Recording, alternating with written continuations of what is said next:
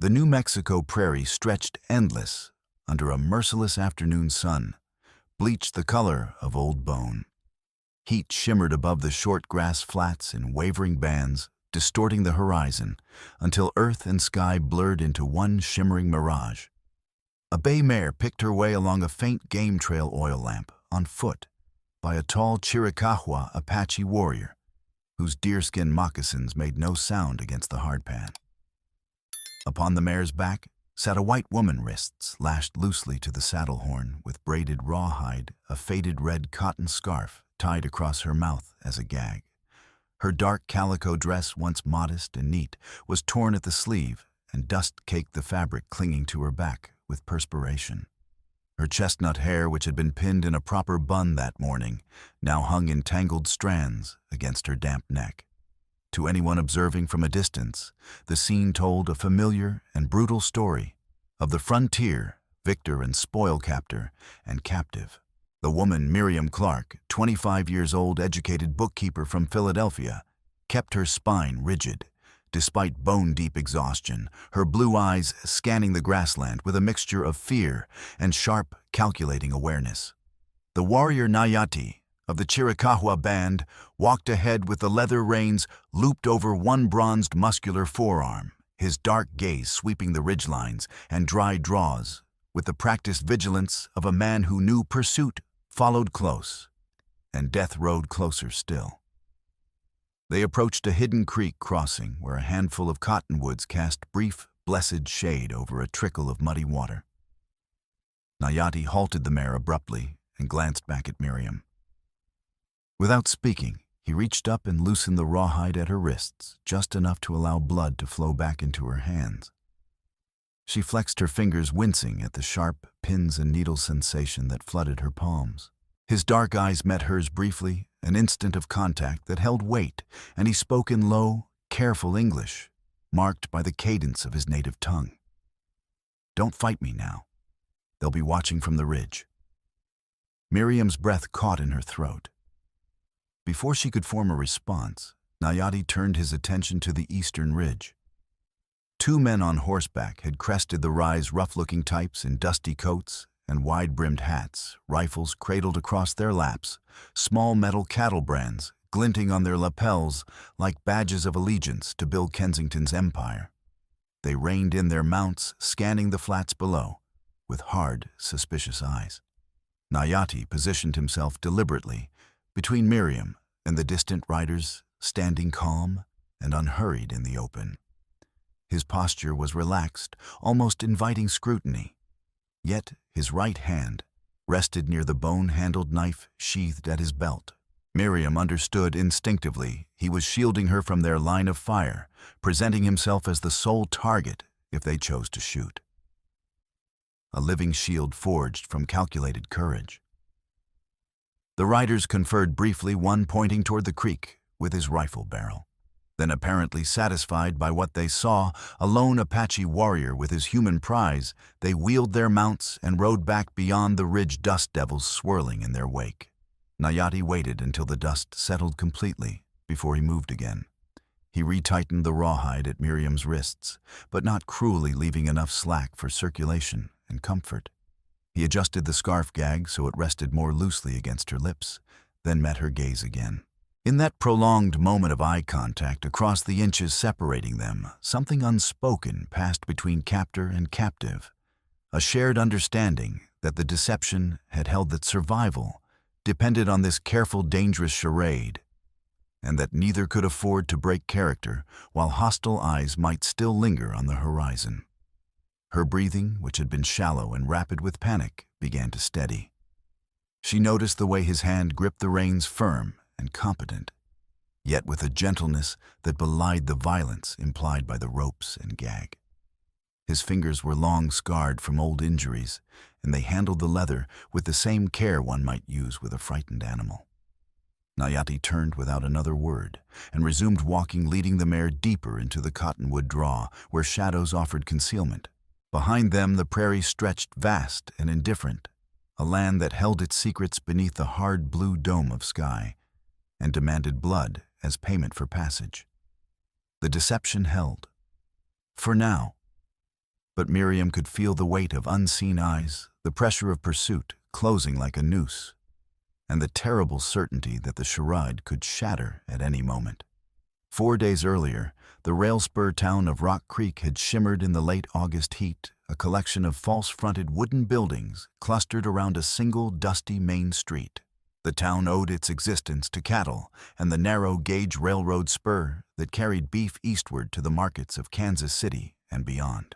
It owed its character and its corruption to one man, William "Barbed Wire" Bill Kensington, a 50-year-old cattle baron whose sprawling empire extended across thousands of acres of grazing land, and more importantly, controlled Dancing Bear Spring, the region's only reliable water source for 30 miles in any direction. Bill Kensington was a broad-shouldered man with iron-gray hair, a silver mustache waxed to sharp points, and cold gray eyes that calculated profit in every glance and saw human beings as commodities to be bought, sold, or discarded. He ran what locals whispered about in fearful tones as the buyers, a shadowy ring that trafficked women under the deceptive guise of mail-order bride services and employment agencies.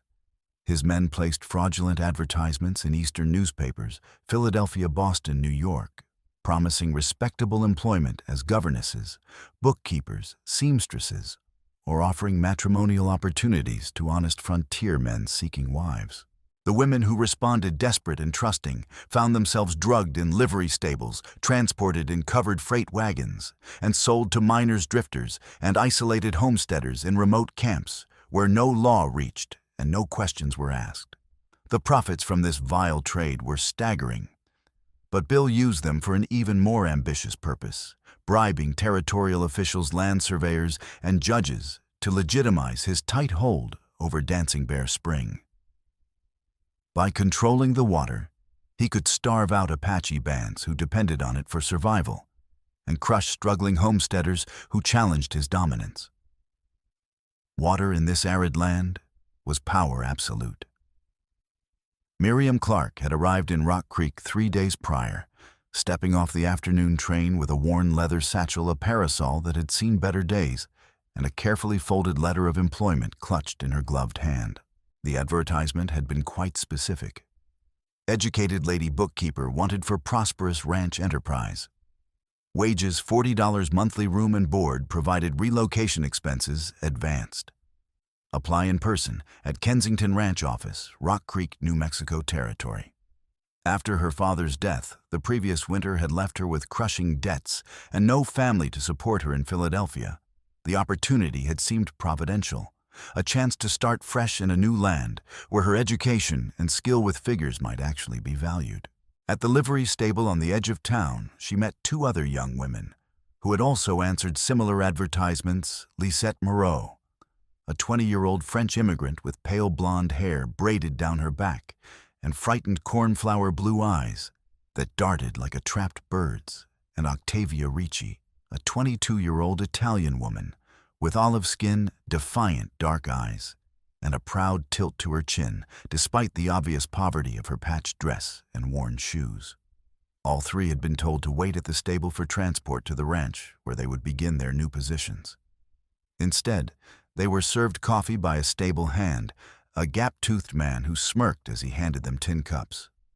Miriam remembered taking one sip of the bitter, oddly metallic brew, then the room tilting sideways as if the earth had betrayed her. Lisette's scream cut short. Octavia cursed in Italian. Then darkness swallowed everything. Miriam woke hours later in the back of a covered freight wagon, her head pounding like a blacksmith's anvil, wrists bound with coarse hemp rope that bit into her skin. Lisette and Octavia lay beside her semi-conscious and moaning softly. Through gaps in the canvas cover, Miriam glimpsed armed riders flanking the wagon, rough men with rifles slung across their backs and revolvers holstered at their hips. One rider, she would later learn, was Dark Dave Coulter, a 40-year-old bounty hunter and hired killer known throughout the territory for his shifting allegiances and brutal efficiency. Dave had a lean, wolfish face, pale eyes like chips of dirty ice, and a reputation for killing without hesitation when the price was right, and sometimes just for the sport of it. The wagon rolled southwest across the prairie toward Dry River Crossing, where buyers from mining camps and isolated settlements awaited their merchandise. Nayati, 30 years old, and a skilled scout for his uncle's small Chiricahua band, wintering near Owl Canyon, had been in Rock Creek that morning conducting the uneasy trade that kept his people alive. He had brought in 6 tanned deer hides, beautifully worked, and traded them to a merchant for 20 pounds of salt, 15 pounds of cornmeal, and a small bag of coffee beans, luxuries his people could rarely afford. He moved through the town, like a shadow drawing wary glances and hostile mutters from some townsfolk, but little direct confrontation. His band maintained an uneasy truce with the settlers, trading when necessary, and avoiding open conflict that would bring the cavalry down upon them. He had spotted the freight wagon leaving town just past noon and recognized Dark Dave among the escorts. A cold, sharp fury ignited in Nayati's chest, a rage born of grief and injustice. 5 days earlier, Dave had killed Nayati's cousin Elan during a confrontation at Dancing Bear Spring. Elan and 2 other Apache men had attempted to water their horses at the spring, only to be driven off by Bill's hired guns, who had erected crude wooden fences topped with sharpened stakes around the water source. In the resulting gunfight, Dave had shot Elan through the chest at close range with his Henry rifle, then claimed self-defense to the territorial marshal, who made a cursory investigation and closed the case within hours. Nayati had sworn over Elan's burial scaffold to avenge his cousin's death. When he saw Dave escorting the wagon, he understood that opportunity and obligation had converged. Disrupt Bill's operation, strike at Dave, perhaps gather information that could benefit his people in their desperate struggle for water access. He followed the wagon on foot for miles across the open prairie, studying the guards' routines, noting their signals and vulnerabilities, memorizing the terrain, planning his strike with the patience of a hunter stalking dangerous prey. Back in Rock Creek, a few individuals maintained fragile threads of decency amid Bill Kensington's suffocating dominance. Dr. Horatio Pike, 60 years old with thinning white hair, tired gray eyes, and hands scarred from decades of frontier medicine, ran a small clinic in a converted stable, where he treated anyone who could pay and many who could not. He had stitched knife wounds on Apache scouts, set broken bones for impoverished homesteaders, delivered babies for prostitutes, and pulled bullets from outlaws and lawmen alike, earning grudging respect from all sides, despite the constant danger of being seen as a traitor by one faction or another. Sylvia Marsh, 35, taught at the one-room schoolhouse with a dedication that bordered on defiance. A widow whose husband had died in a mining accident 7 years prior, she had stayed in Rock Creek because she believed education could be a weapon against ignorance and tyranny. She kept meticulous records in a hidden journal of every person who passed through town, names, dates, circumstances. She had noticed the disturbing pattern of young women arriving on the train and then vanishing, replaced by vague explanations about changed plans or going to another territory to marry. She suspected trafficking but lacked hard evidence and feared Bill's retribution if she spoke openly. Still, she documented everything, hoping someday the truth would matter. But there was another player in this deadly game, one whose true allegiances remained hidden beneath a veneer of loyalty. Goldie Mather, the 35-year-old mixed-blood tracker with a Comanche mother and Irish father, worked for Bill Kensington, hunting fugitives and tracking stolen cattle. He was legendary for his skills, able to read sign that other men couldn't even see, following trails across bare rock and through running water. But Goldie harbored a secret hatred for his employer. 3 years earlier, Bill had orchestrated the theft of a small ranch that had belonged to Goldie's deceased Comanche uncle, using forged documents and bribed officials. Goldie's young cousin, who had protested the theft, had been found dead a week later, officially ruled a riding accident. But Goldie knew better. He had bided his time since then, waiting for the perfect moment to strike back, maintaining his facade of loyal tracker while secretly documenting Bill's crimes in a hidden journal of his own. Every tracking job gave him access to information, and he had been carefully cataloging evidence for years, waiting for the right opportunity to use it. On the second night, after the wagon left Rock Creek, as the captors made camp near Lazy Susan Butte, a wind-carved sandstone formation rising from the prairie, like a crooked thumb, Nayati made his move. He had scouted the camp for hours, noting the positions of the 4 guards, said the placement of the remuda, where 8 horses and 2 mules were tethered in a rope corral at the location of the freight wagon, and most importantly, the position where Dark Dave slept near the campfire. Nayati prepared a bundle of dried prairie grass and sagebrush soaked in rendered bear fat, a trick taught by his grandfather to create thick, acrid smoke that would spook horses into panicked flight. At the first gray light of dawn, when the guards were at their groggiest and the fire had burned down to coals, he ignited the bundle with flint and steel, then lobbed it into the remuda corral. The effect was instantaneous and catastrophic. The horses screamed a sound of pure animal terror and bolted in all directions, snapping tether ropes, trampling through the camp, scattering equipment and supplies. Guards shouted, stumbling from bedrolls, grabbing for rifles. In the chaos and dust and confusion, Nayati moved like smoke, given human form, his target clear and singular, Dark Dave. But revenge, even righteous and long-planned, is rarely clean or simple. As Nayati closed on Dave with his bone-handled knife drawn and murder in his heart, one of the guards fired wildly into the swirling dust. The bullet grazed Nayati's left shoulder, a line of fire that nearly made him drop the knife. Instinct and training drove him toward the nearest cover, and the nearest shield was the woman struggling to free herself from the overturned freight wagon. Miriam, her wrists still bound, eyes wide with terror and desperate hope. Nayati made a split-second decision, born of necessity rather than malice. He grabbed her by the arm, hauled her onto the bay mare he had cut from the remuda, and vaulted up behind her in one fluid motion. Gunfire cracked the morning air like breaking bones. He dug his heels into the mare's flanks and raced across the open prairie. Miriam's weight pressed against his chest, her breathing ragged and panicked, his own heart pounding like war drums. Dark Dave's voice roared behind them, hoarse with rage. "Get them. Don't let that savage escape with my property. Shoot the horse if you have to." Nayati knew pursuit would be immediate, relentless and deadly. As they cleared the first low rise and dropped into a shallow draw out of direct line of sight, he made a swift, calculated decision. He reined the mare to a halt, dismounted in one smooth motion, and retied Miriam's wrists loosely to the saddle horn. With rawhide, he kept coiled on his belt. Then he fashioned a gag from the red cotton scarf he wore at his neck, a gift from his mother years ago faded, but still strong. Miriam struggled violently, eyes blazing with fury, fear, and betrayal. She tried to kick him, but he caught her ankle firmly, not cruelly.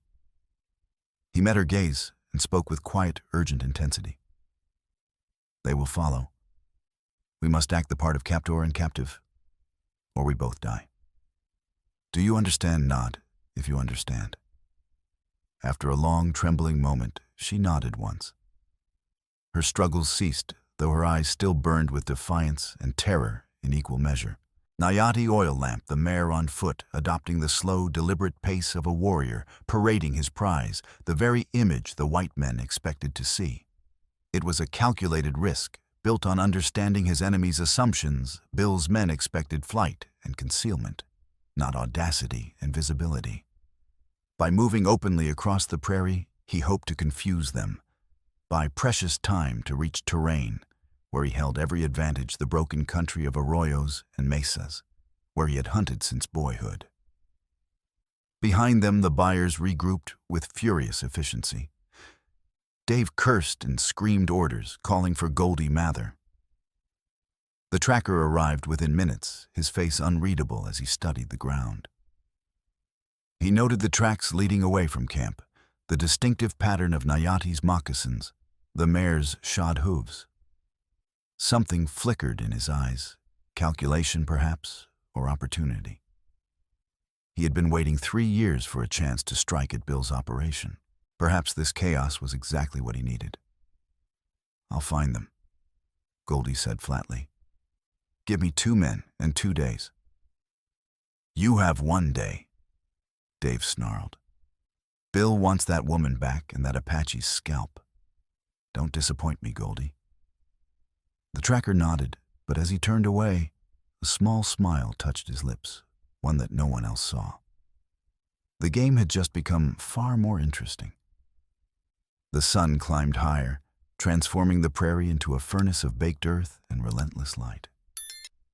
Nayati kept moving with steady purpose, leading the mare along paths only he could discern, ancient game trails worn by antelope and deer-dry creek beds that wound through the grass like the veins of some sleeping giant.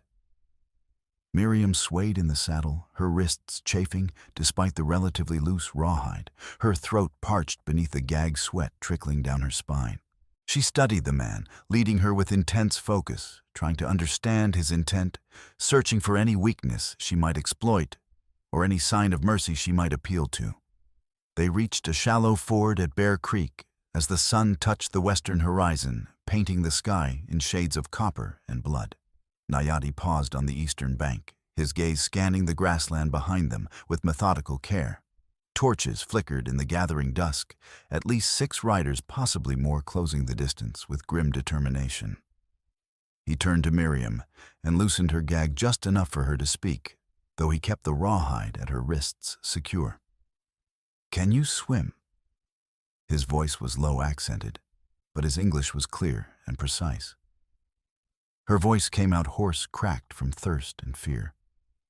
"Yes, I can swim." He nodded once, a small gesture of approval, then oil-lamped the mare into the creek. The water looked shallow and placid in the fading light, but appearances in this land were almost always deceptive. The current was swift and strong, fed by storms in the mountains days ago, and the bottom was treacherous, with smooth stones slick as ice. The mare balked at the water's edge, ears flattening, sensing danger. Nayati spoke to her in his own language, soft, soothing sounds, and the animal reluctantly plunged forward. Midstream, the current surged with unexpected violence. The mare's stumbled hooves slipping on the stones, and the saddle shifted beneath Miriam with sickening suddenness. The rawhide at her wrists became a deadly anchor, pulling her sideways toward the dark water. She cried out in pure terror, a sound cut short as cold water closed over her mouth. Nayati moved with startling speed and strength. He dropped the reins instantly and caught her around the waist, with both arms hauling her bodily against his chest as water surged waist-high around them, both trying to sweep them downstream toward rocks that would break bones and skulls. His grip was iron, his body a living bulwark against the current's murderous pull. Miriam gasped and choked, clinging instinctively to his forearm, feeling the coiled strength in his muscles, the absolute determination in the way he braced his legs against the stream bed and refused to yield even an inch. A rifle shot cracked from the opposite bank, startlingly close. Sparks flew from a water-smoothed boulder, inches from Nayati's headstone chips, stinging his cheek. He shifted Miriam behind him without thinking, shielding her body with his own, and then drew the Henry rifle one-handed, an impossible feat that Miriam would have doubted if she hadn't witnessed it with her own eyes. He braced the stock against his hip, aimed with cold precision, and fired a single deliberate shot. The guard on the far bank screamed and collapsed, clutching his shattered shin, his rifle tumbling into the water. Nayati had aimed low to maim, rather than kill, a choice that spoke of calculation and control. "I don't kill if fear and pain suffice." He muttered more to himself than to her, as if reciting a principle drilled into him long ago. He dragged Miriam and the frightened mare onto the far bank, all 3 of them dripping and shivering, as the desert evening's chill descended with shocking speed. The wounded guard's screams echoed across the water, raw and animal, halting the pursuit momentarily, as his companions rushed to render aid and assess the danger. Nayati retied the gag loosely around Miriam's mouth, but as his fingers worked the knot, they hesitated at her jawline. The briefest pause almost unconscious. His touch, rough from years of hard living, was surprisingly gentle for just that instant. Miriam, still gasping from near drowning, and the adrenaline of violence, found herself leaning slightly into that touch, drawn by some instinct she couldn't name or understand. There was warmth there, and an unexpected steadiness that her terrified mind desperately craved. Then the moment passed. He mounted behind her in the saddle, his chest solid against her back, and they rode hard into the gathering darkness, the mare's hooves drumming a rhythm of flight and desperation. By dawn, Nayati and Miriam reached the base of Sorrow Hill, a wind-carved butte rising from the prairie like a broken tooth of red sandstone. The mare was exhausted sides, heaving like a bellows lather, foaming white at the corners of her mouth. Nayati dismounted with fluid grace and helped Miriam down his hands, steadying her as her legs trembled and nearly buckled. She had not dismounted from a horse in almost 24 hours, and every muscle screamed protest. He oil-lamped her to a hollow among the boulders at the hill's base, where a thin trickle of water seeped from a crack in the rock and gathered in a small natural basin. He removed her gag completely for the first time and offered his canteen. She drank greedily, desperately, water spilling down her chin and soaking into her collar. He did not rush her or ration strictly, though water in this country was more precious than gold. When she finished gasping, he drank sparingly himself, barely 3 swallows, then dampened a cloth torn from his shirt and handed it to her. "Wash your face. We have little time before they find us again." Miriam scrubbed at the dust and dried sweat, her hands trembling with exhaustion and residual fear. When she looked up, she found him watching her with an unreadable expression. Not hostile, but not friendly either. Calculating, assessing. "Why did you take me?" she asked, her voice steadier now than she expected. "What do you want from me?"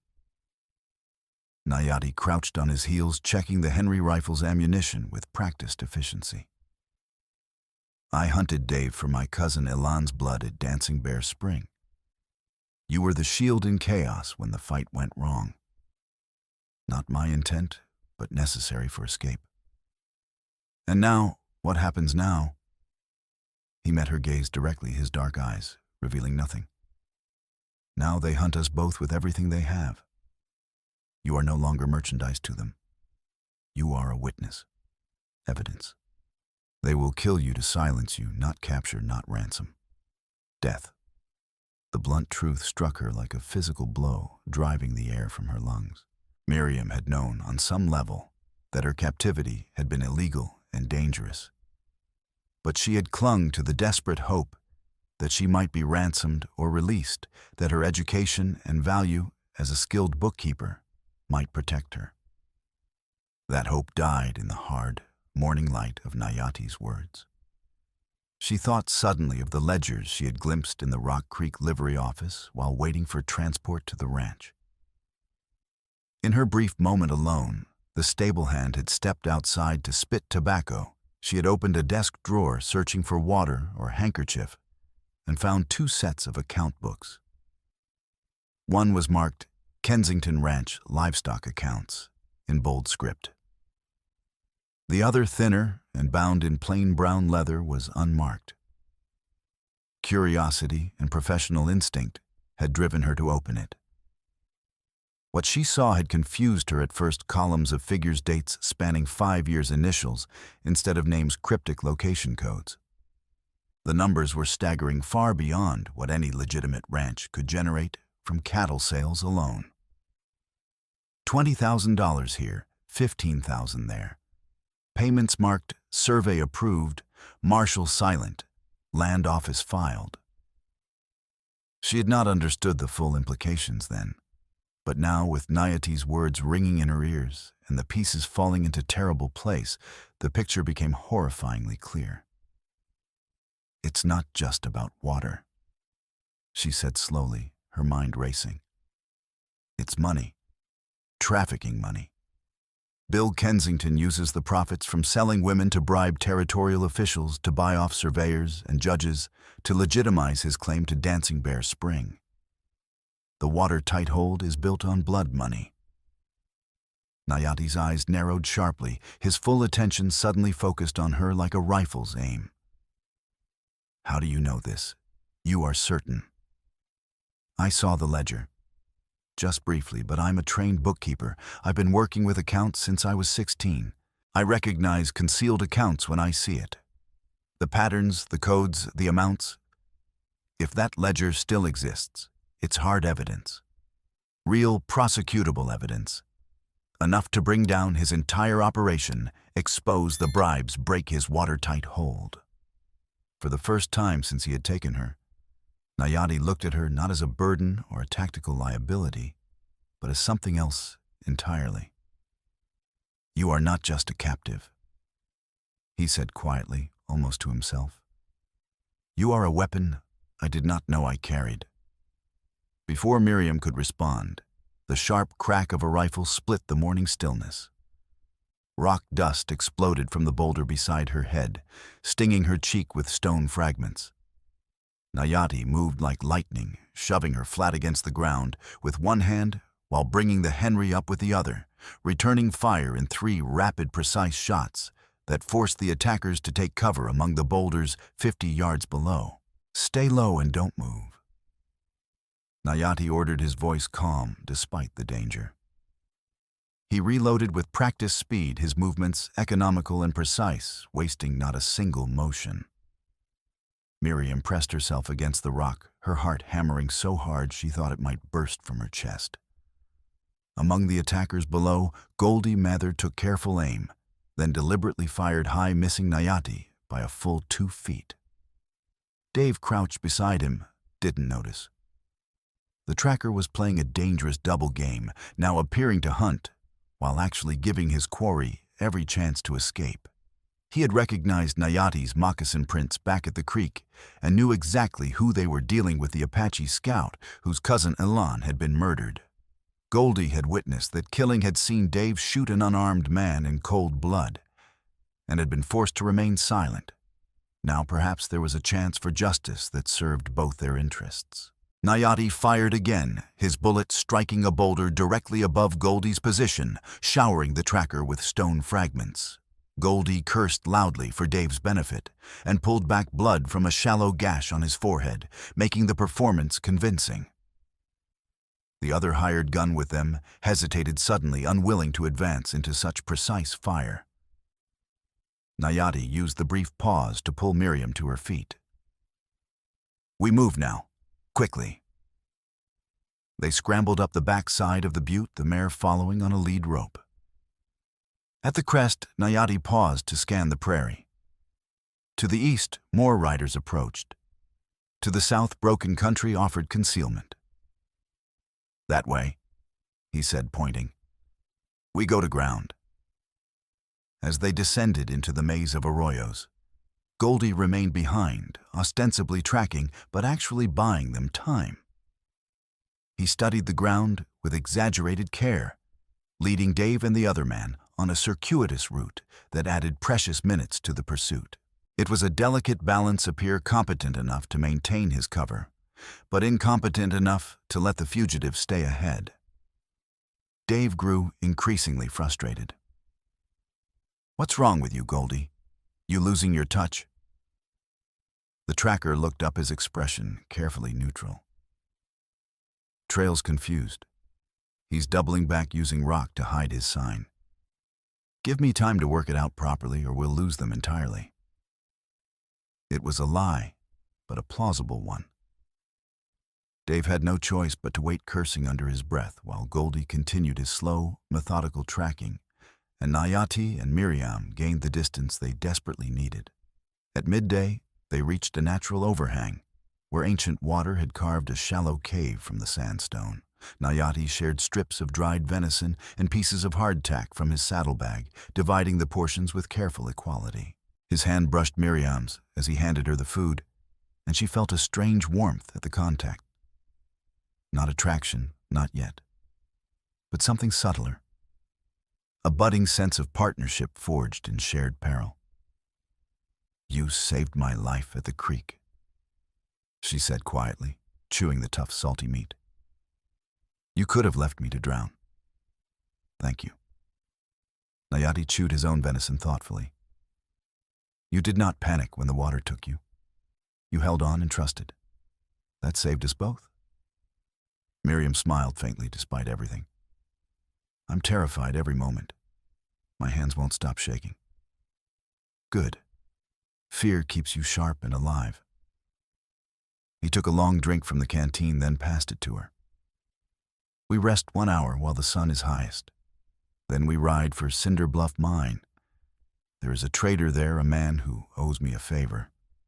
We get supplies, then head to Owl Canyon, where my people shelter. And then we decide what must be done." But even as he spoke, Nayati knew the decision was already taking shape. Miriam Clark was no longer a random captive. She was a witness with knowledge, and though he barely admitted it, a companion whose courage commanded his growing respect. They worked out a careful plan over the next hour. Miriam explained what she knew about the ledger, where it might be kept, who controlled access to Bill's records. Nayati described the layout of Bill's operations as he understood them from months of observation. As they talked, their fingers occasionally brushed while sketching rough maps in the dust, and neither pulled away immediately. That evening, sheltered in a wind-sculpted camp among red sandstone boulders, Nayati asked her about her past. She told him about her father's death, the debts, the fraudulent advertisement. He told her about Elon's murder, the water war, his people's slow starvation. "Why were you in Rock Creek?" he asked. "I answered an advertisement. I was a fool." "You were deceived. That is not foolishness." She glanced at him, surprised by the gentleness in his tone. "You speak English remarkably well." "Mission school when I was young. I learned the white man's words could build walls as easily as bridges." She nodded slowly. "I saw your cousin's name in a newspaper. It said he attacked without provocation. That was a lie, wasn't it?" Nayati's jaw tightened. "Elon went to water our horses. Dave shot him without warning. Bill's men claimed self-defense. The law believed them because it was convenient. Those women in the wagon with me, Lisette and Octavia, they're going to be sold tomorrow. If we don't stop it, they disappear forever. We cannot save everyone, but we can try.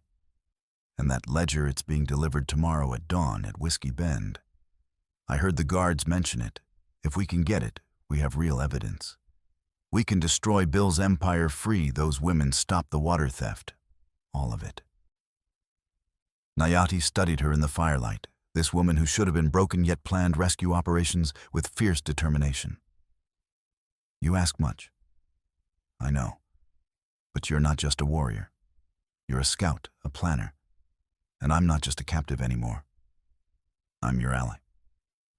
She held his gaze. "Together we might succeed where either of us alone would fail." After a long silence, he nodded. "We go to Whiskey Bend, but we plan carefully." She exhaled in relief. "Thank you." He met her gaze again, something softer in his expression. "You are braver than you know, Miriam Clark." She felt a flush of warmth that had nothing to do with the fire between them. The next day, approaching Cinder Bluff Mine via an old wagon road, they were ambushed in a narrow canyon. Rifle fire erupted from the rimrock Goldie Dave and a hired gun called Texas Pete. Nayati yanked Miriam from the saddle behind a boulder as bullets whined off the shale walls. He handed her the Henry rifle. "Hold this. I don't know how to shoot." "You're about to learn." He positioned himself behind her, his body pressed close, overlaying his hands on hers around the rifle's stock. His breath was warm at her ear. "See that pile of loose shale aim just below the largest boulder? Squeeze gently, don't jerk." Her heart pounded. She focused on his voice, his calm. She squeezed the trigger. The rifle kicked hard into her shoulder, the report deafening. Her shot went high but dislodged rock, sending a cascade down the slope. Good. Again lower this time. She fired again. This time her bullet punctured a saddlebag, black powder spilling out. The man cursed, distracted. Nayati took the rifle and fired 3 rapid shots, destabilizing the slope. Texas Pete tumbled partway down with a cry of pain. Goldie and Dave pulled back. In the chaos, Goldie deliberately knocked Dave's canteen off the edge, forcing him to scramble after it, buying more precious seconds. The tracker was threading a dangerous needle, helping without being obvious about it. Run now. Nayati grabbed Miriam's hand, and they sprinted through the canyon, into the tailings and mineworks. By the time their pursuers reached the canyon floor, they had vanished into the maze of abandoned shafts. In the shelter of a collapsed mine head, Miriam collapsed, gasping. Her shoulder throbbed where the rifle had kicked, but underneath the pain she felt fierce exhilaration. She had fought back. Nayati knelt beside her, checking for injuries. You did well for a first time. I was terrified. So was I. She touched his wrist, the one scarred with old rope burns. We're truly in this together now. Partners. He held her gaze. Yes. Partners who depend on each other. In that moment, something unspoken passed between them, a bond forged not in romance, but in shared survival and mutual respect. They found temporary shelter in an abandoned line shack half a mile from the mine. Nayati barred the door and checked the perimeter. When he returned, he untied the last of the rawhide that had bound her wrists. The red scarf lay discarded on the floor. He stepped back deliberately. Run if you must. I will not stop you. Miriam stared at him, uncomprehending. Why would I run now? Because I took you against your will. Because you owe me nothing. She stood and faced him. You saved my life. Multiple times. And I'm the only person who can identify that ledger. If I run, Bill wins. Those women die, your people lose the water forever. She paused. Besides, alone, I'm dead within a day. He studied her. Then we worked together as true equals. Equals and partners. She agreed, holding out her hand. He clasped it firmly. His grip was warm, calloused, strong. She moved to the broken window. The sale happens tonight at Whiskey Bend Barn. If we can get in, I can identify the ledger, you create a distraction, we free the women. The barn will be heavily guarded. Dave will expect us. He'll expect you, not me walking in voluntarily. Too dangerous. We're equals. Trust me to do my part. I can pose as a buyer's representative, bluff my way in for the minutes we need. After a long hesitation, he nodded. We plan every detail. They spent the next 2 hours mapping the barn layout, discussing signals and fallbacks. As they worked, their fingers brushed several times while marking positions on their rough sketch. The touches lingered, charged with something neither had time to examine, but which was definitely there and growing. The double twist, just as they finalized the plan, Nayati spoke quietly. There is something you must know. If I am captured, they will not simply kill me. Apache prisoners are made examples of. Public torture, days of dying. He paused. I am more afraid of capture than death. Miriam's throat tightened. Then we don't fail. He studied her face. Why do you risk this? You could bargain for your own safety. Because it's right. Because those women deserve better.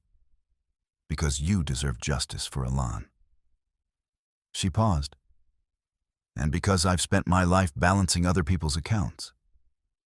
Maybe it's time I balanced my own and decided what actually matters. A faint smile touched his lips. You are unexpected, Miriam Clark. So are you, Nayati.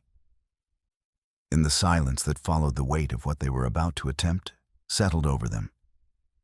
Miriam realized she had begun to care deeply about this man who had taken her captive and then freed her, who fought with honor in a world that offered him none. When they prepared to move out under darkness, Nayati placed his hand on her shoulder, reassurance and something more. She covered his hand with hers, and for a moment they simply stood that way, drawing strength from each other. Then they stepped into the night partners, bound by necessity and growing into something more. The ride toward Whiskey Bend was interrupted by an unexpected encounter. As they crossed a dry creek bed in moonlight, they nearly collided with Gustav Holm, the homesteader, limping badly and supporting himself with a broken branch. "Help!" Gustav gasped, his face pale with fever. "My wife, Rose, she's dying." Miriam dismounted immediately. "What happened?" Gustav's words tumbled out. He had tried to cut Bill's fence at Dancing Bear for water. A guard shot his horse. He'd been forced to limp home on a sprained ankle that had become infected. Rose, already weak from malnutrition, had worsened in his absence. Nayati and Miriam exchanged glances. Every moment they delayed increased the risk of missing the sale, of losing their chance. But Gustav's desperation was real, his wife's life genuinely at stake. Miriam made the decision. "We help them."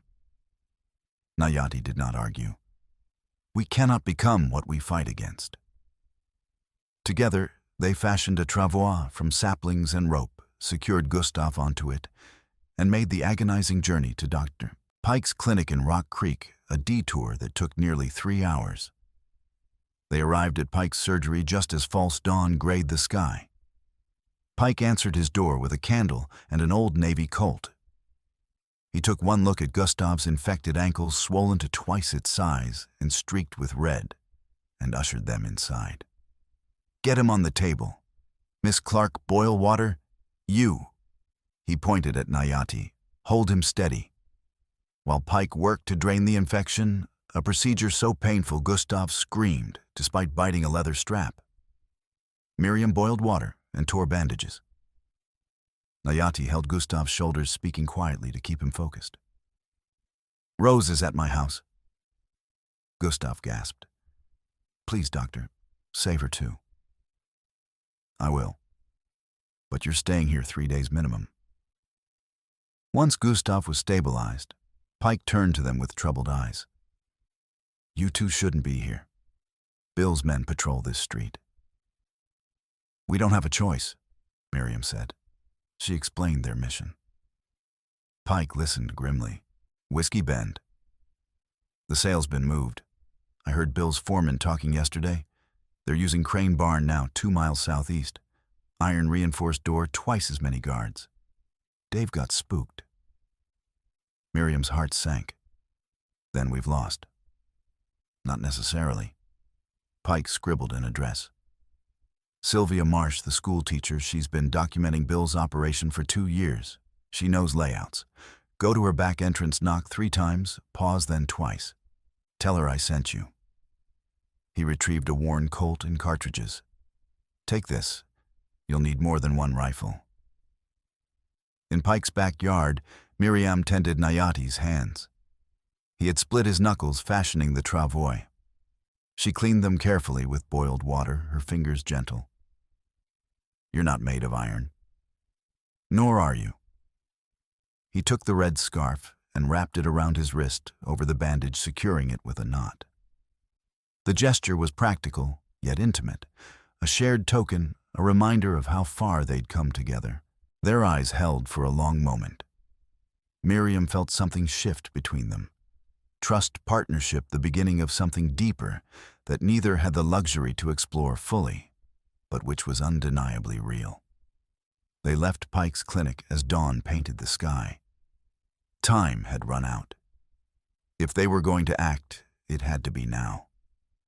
The climax Crane Barn loomed against the dawn sky, a hulking silhouette of weathered wood and iron reinforcements. Wind rattled the tin roof.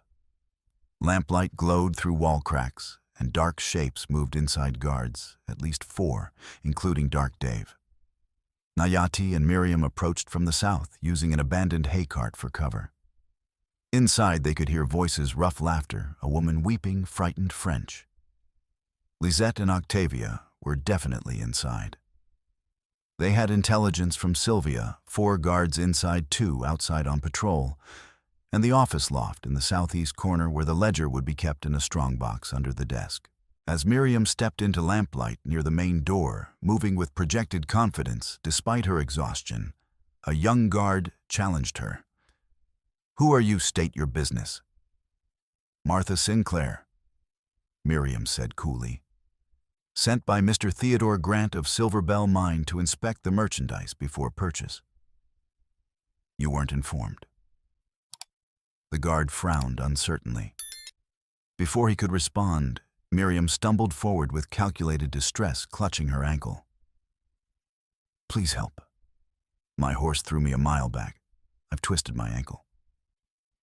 The guard's suspicion warred with frontier courtesy. He stepped closer, lowering his rifle. "Let me see." Miriam rammed the hay cart wheel into his shin with all her strength. He howled and collapsed. Nayati burst from shadows, disarming him with a brutal strike that cracked the man's wrist, then binding him with his own belt. Inside, chaos erupted. Dark Dave appeared at the door, revolver drawn. "Well, well. Brought my prize back and her savage protector. Boys, we got visitors." Nayati stepped into lamplight, Henry rifle leveled. "Let the women go, now." Dave laughed coldly. "You think you can bargain? You're surrounded. 4 men inside and Bill's reinforcements are 10 minutes out. Surrender now and I'll make it quick." Behind Dave, Miriam could see the barred gate holding Lisette and Octavia. The office loft was visible beyond, so close yet impossibly far. Nayati and Miriam exchanged the briefest glance. They moved as one. Nayati ignited the oil lantern he'd taken from Pike's clinic and hurled it toward feed sacks and saddlebags near the entrance. The bags, soaked with lamp oil, erupted in flame and choking black smoke. Guards shouted, coughing. 2 panicked and ran for the door straight into Nayati's fire. He shot twice, both legs dropping them screaming, but alive, their bodies blocking the doorway. Miriam sprinted for the iron gate, grabbing a branding iron. She smashed the lock once, twice, 3 times until metal bent and broke. The gate shrieked open. "Run!" she screamed. "Get outside now!" Dave roared and charged through smoke toward Nayati, abandoning his revolver for a wicked Bowie knife. They collided savagely, grappling along the water trough. Dave slashed at Nayati's ribs. The blade bit deep. Nayati staggered, blood immediately soaking his shirt. Miriam saw him falter, felt her heart seize with terror. She dropped the iron and ran to him, propping him up, pressing the rifle into his hands. "Breathe. Now. You can do this. Stay with me." Her voice anchored him. He raised the rifle one-handed and fired blindly into smoke, forcing Dave back temporarily.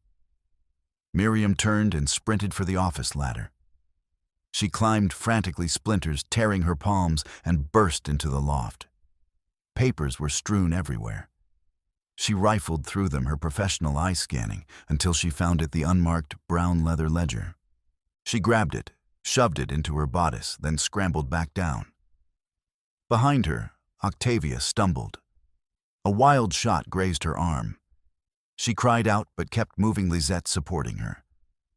Outside, Dr. Pike had arrived with his buckboard, alerted by Sylvia. He waved frantically. "Here, this way."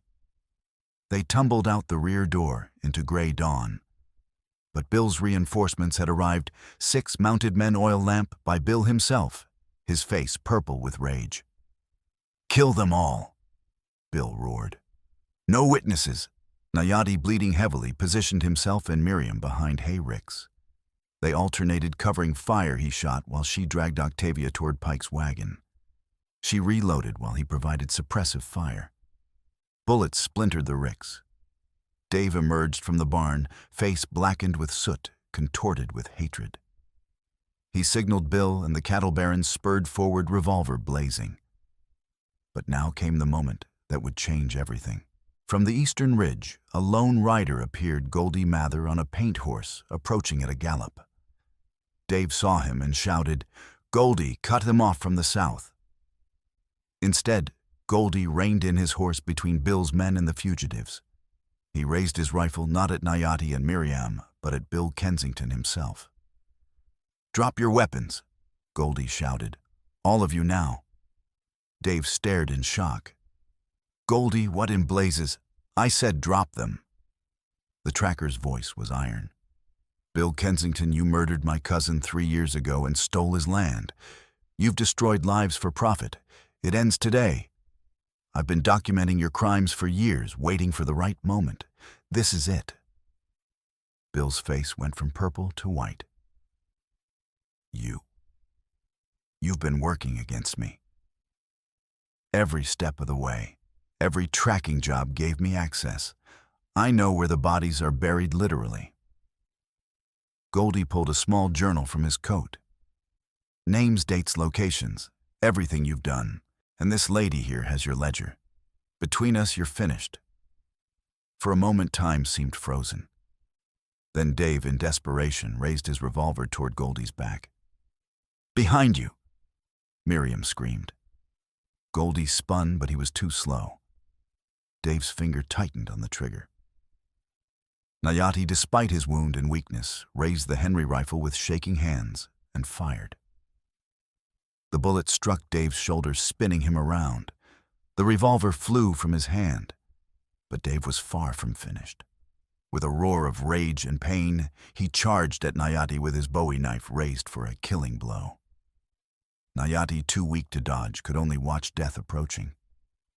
Miriam acted on pure instinct. She grabbed the fallen revolver from the dirt, raised it with both trembling hands, and pulled the trigger. The recoil nearly knocked her down. Her shot hit Dave in the thigh, dropping him to his knees 3 feet from Nayati. He collapsed forward into the mud, cursing and writhing. Bill Kensington, seeing his empire collapsing, his enforcer down his tracker, turned traitor. Made one final desperate gambit. He yanked a small pistol from inside his coat and aimed it at Miriam. "If I'm going down, I'm taking witnesses with me." But he had forgotten about Goldie. The tracker's rifle cracked once. Bill's pistol flew from his hand, his fingers shattered. He screamed and fell from his horse into the mud. It was over. Goldie dismounted slowly, keeping his rifle ready, and approached Bill. "You're done, Kensington. Your empire, your power, everything. Done." Bill looked up from the mud, his face a mask of shock and hatred. "Why, I paid you well." "You killed my blood," Goldie said simply. "Money doesn't wash that away. I've been waiting 3 years for this moment. Now the law gets you with all the evidence they need." He looked at Miriam. "You have the ledger, ma'am." She nodded, pulling it from her bodice with shaking hands. "Good. Between that and my journal, he'll hang or rot in prison forever." Nayati sagged against the hay, Rick his face ashen. Miriam rushed to him, supporting his weight. "Hold on. Please hold on." Dr. Pike hurried over with his medical bag. "Get him to my wagon. That wound needs immediate attention." As they carried Nayati to the wagon, the sound of hooves approached from the west. Marshal Terrence O'Rourke arrived with 2 deputies summoned by Honest Abe's telegraph.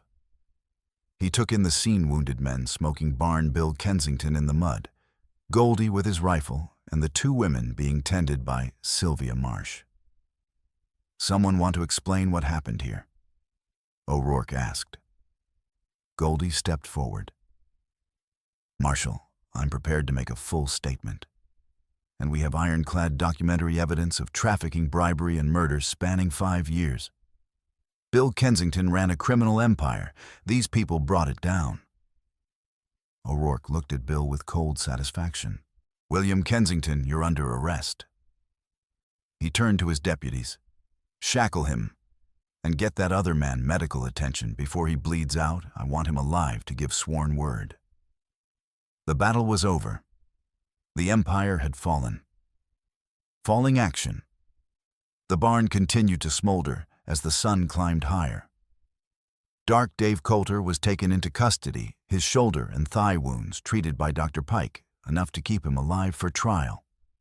He would spend the next 20 years in territorial prison, his reputation destroyed, his body broken. Bill Kensington, dripping with mud and stripped of all dignity, was placed in iron shackles.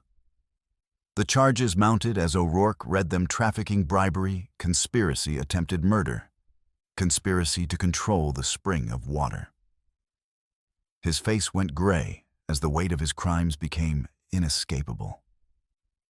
Lisette and Octavia were taken to Sylvia's schoolhouse, where churchwomen provided blankets, hot stew, and kindness. Octavia's arm wound was superficial.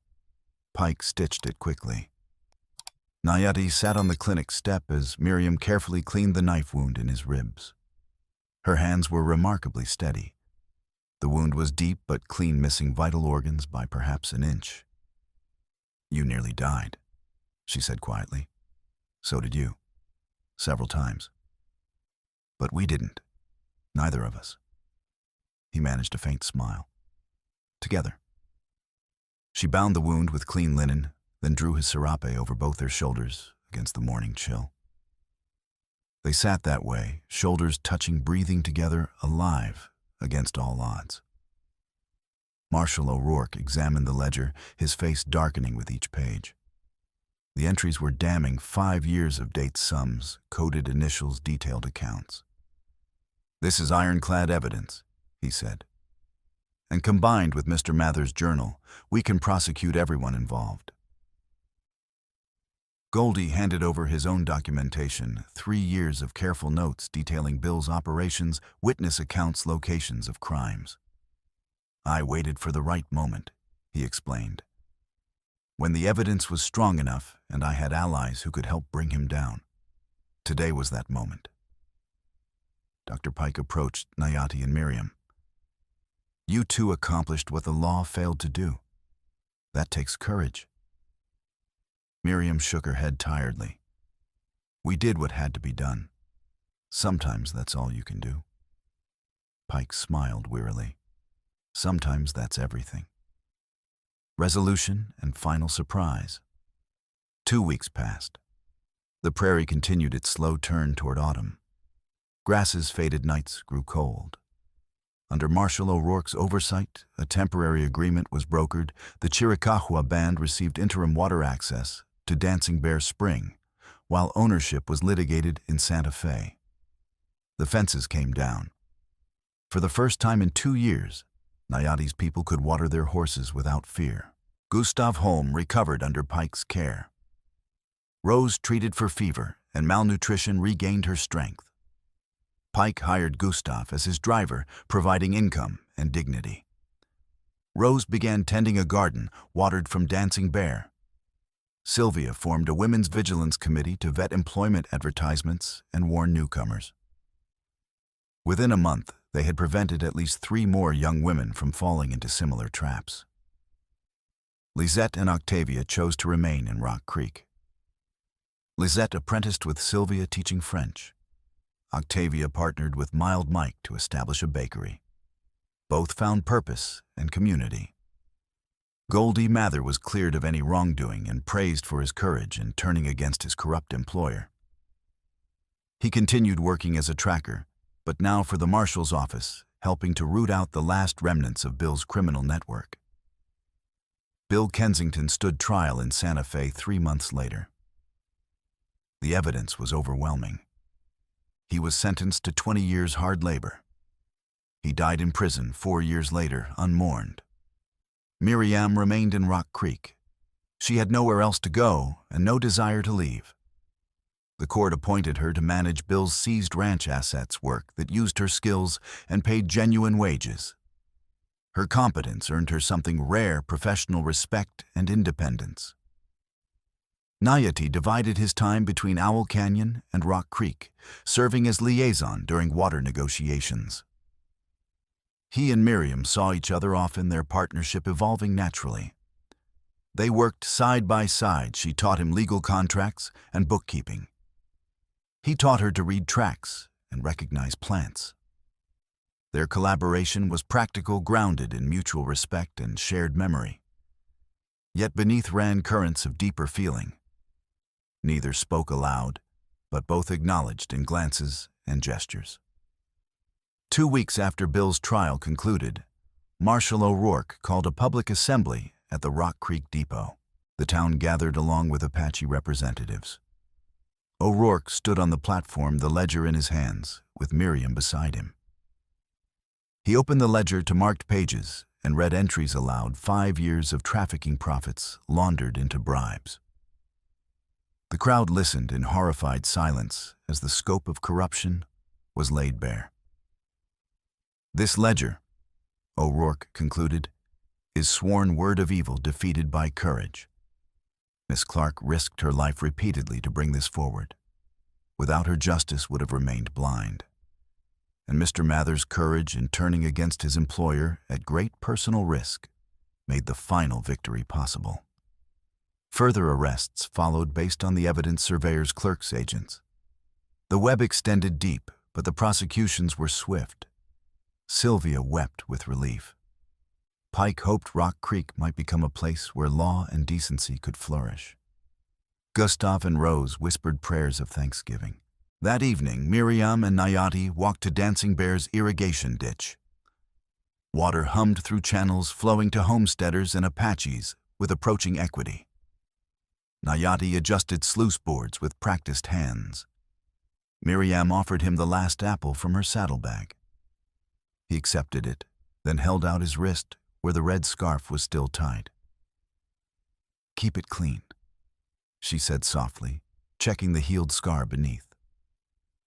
He grasped her hand firmly, neither romantic nor formal, but something more enduring.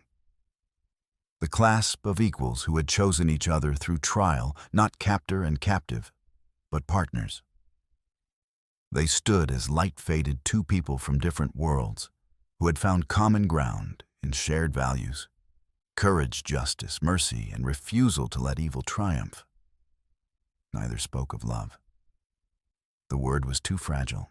But in the steady clasp of their hands, in the comfortable silence, in the way they turned together to watch the last light fade, something deeper had taken root. Genuine partnership built on respect, trust, earned through shared ordeal and quiet certainty that whatever trials lay ahead, they would face them together.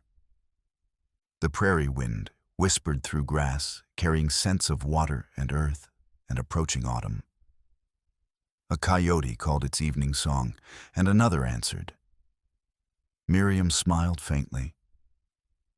Nayati's grip tightened slightly, acknowledgement of presence and partnership and promise. They had survived. They had fought and refused to surrender. They had brought justice. And they had found something neither had been looking for, but both desperately needed: a companion for the journey, a partner for the fight, an equal to stand beside when the world turned hard. In a harsh land that offered few guarantees, that was enough. More than enough. It was everything.